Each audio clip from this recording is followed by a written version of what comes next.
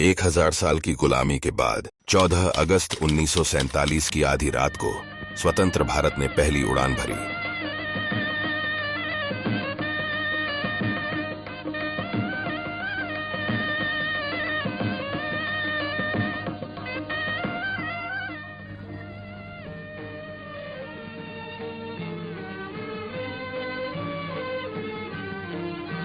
जब संसद भवन के पटल से पंडित नेहरू ने ये ऐतिहासिक भाषण दिया, Long years ago, we made a tryst with destiny, and now the time comes when we shall redeem our pledge.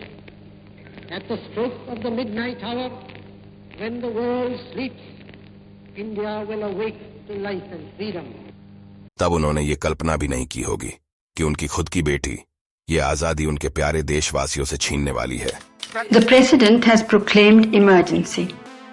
This is nothing to panic about. Panic का अर्थ होता है घबराहट, यानी घबराने की बात नहीं थी।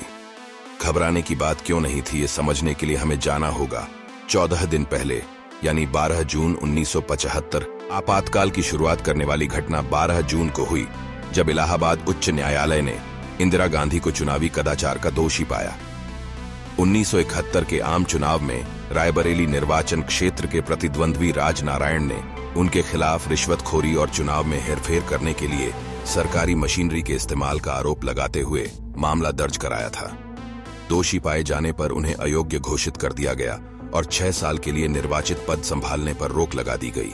इसके बाद इंदिरा गांधी और उनके कपूत दोनों तिल मिला गए। उन्हें सत्ता अपने हाथ से फिसलती दिखाई दी। उनकी कुर्सी की भूख ने उन्हें तब अंधा कर दिया जब लोकनायक जयप्रकाश नारायण ने 25 जून 1975 को दिल्ली से पूर्ण क्रांति का आह्वान किया। इसके बाद इंदिरा से और नहीं रुका गया।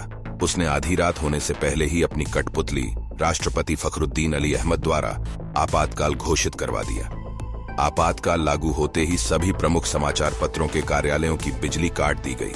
अटल बिहारी वाजपेयी, लाल कृष्ण आडवाणी सहित सभी बड़े विपक्ष के नेताओं को गिरफ्तार कर लिया गया। ठीक 7 घंटे बाद सुबह 8 बजे आकाशवाणी के माध्यम से प्रधानमंत्री इंदिरा गांधी ने देश को संबोधित करते हुए कहा, This is nothing to panic about. घबराने की बात नहीं थी। फिर भी 30 जून को maintenance of internal security act को एक अध्यादेश के माध्यम से संशोधित किया गया ताकि किसी भी व्यक्ति को बिना मुकदमे के हिरासत में रखने की अनुमति दी जा सके। और कुछ ही घंटों बाद राष्ट्रीय स्वयंसेवक संघ के सरसंघ चालक बाला साहेब देवरस को नागपुर स्टेशन से गिरफ्तार कर लिया गया। बाला साहेब ने गिरफ्तारी के समय ये आह्वान किया कि इस असाधारण परिस्थिति में स्वयंसेवकों का दायित्व है कि वे अपना संतुलन न खोएं। मगर इमरजेंसी के सूत्रधार ये समझ चुके थे कि अगर उन्हें सत्ता में बने रहना है तो आरएसएस को रास्ते से हटाना होगा, और इसलिए इंदिरा की असंवैधानिक सरकार ने 4 जुलाई को आरएसएस पर प्रतिबंध लगा दिया। मगर घबराने की जरूरत नहीं थी। 23 जुलाई को राज्यसभा ने आपातकाल को मंजूरी दे दी, मगर घबराने की जरूरत नहीं थी। 24 जुलाई को लोकसभा ने भी आपातकाल को पारित कर दिया, मगर घबराने की जरूरत नहीं थी। फिर 5 अगस्त को maintenance of internal security act लगाया गया।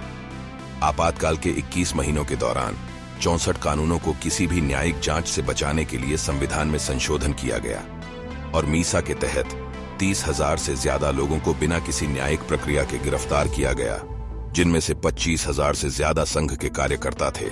मगर घबराने की जरूरत नहीं थी। 1 सितंबर को जनसंख्या नियंत्रण के लिए संजय गांधी का कुख्यात अनिवार्य नसबंदी कार्यक्रम शुरू किया गया।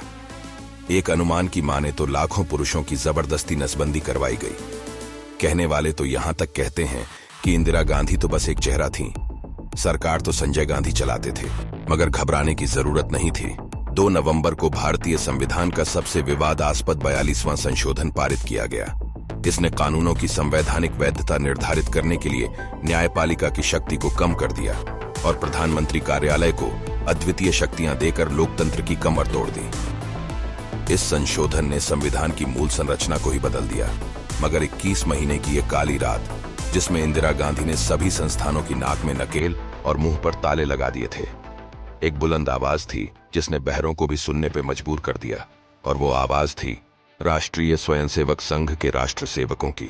इस द्वितीय स्वतंत्रता संग्राम में सत्याग्रह करने वाले 1,30,000 सत्याग्रहियों में से 1 लाख से अधिक राष्ट्रीय स्वयंसेवक संघ से थे। मीसा के तहत कैद किए गए 30,000 लोगों में से 25,000 से अधिक लोग संघ के स्वयंसेवक थे। आपातकाल के दौरान 100 राष्ट्रीय स्वयंसेवक संघ के कार्यकर्ताओं ने बलिदान दिया, जिनमें से अधिकांश कैद में थे और कुछ बाहर थे। इन 100 माटी के पुत्रों में अखिल भारतीय व्यवस्था प्रमुख श्री पांडुरंग क्षीरसागर भी शामिल थे। परिणाम ये हुआ कि इंदिरा गांधी ने अपने घुटने टेक दिए और 18 जनवरी 1977 को नए लोकसभा चुनाव की घोषणा कर दी। 2 दिन बाद लोकसभा भंग हो गई और आधिकारिक तौर पर 21 मार्च 1977 को आपातकाल वापस ले लिया गया। भारत माता की जय।